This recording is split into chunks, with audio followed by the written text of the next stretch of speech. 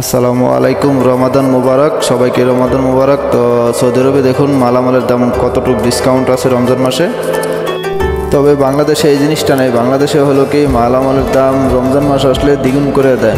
তো সারা বছর যদি থাকে একরকম, রমজান মাস আসলে বাড়াইয়া করে দেয় দ্বিগুণ।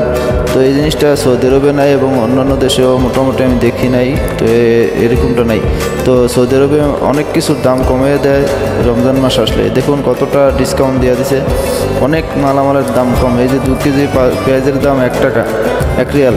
তো এইভাবে অনেক কিছু মালামালের দাম কম, আলু পেঁয়াজ সব কিছুর দাম একদম কম, ডিসকাউন্ট।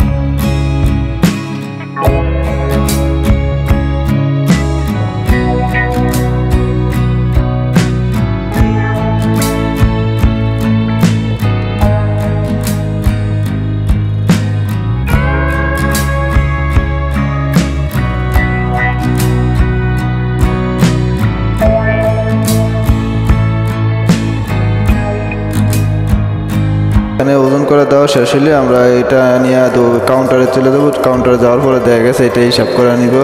তো স্ক্রিন দিয়ে কম্পিউটার দিয়ে তারপর হিসাব করে নিব কত টাকা বিল আইছে। তো আমরা পে করে দেবো পুরোটা বিল। তো আমার কাছে এই জিনিসটাই খুব ভালো লাগে যে দেখা গেছে সৌদি আরবে অনেক কিছুর দাম রমজান মাস আসলে কমে যায়।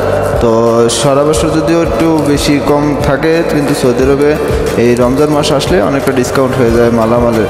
যেটা 10 টাকা সেটা 2 টাকা হয়ে যায়, যেটা 40 টাকা এটা 19 টাকা হয়ে যায়, যেটা মানে অনেকটা ডিফারেন্স হয়ে যায় হিসাবে।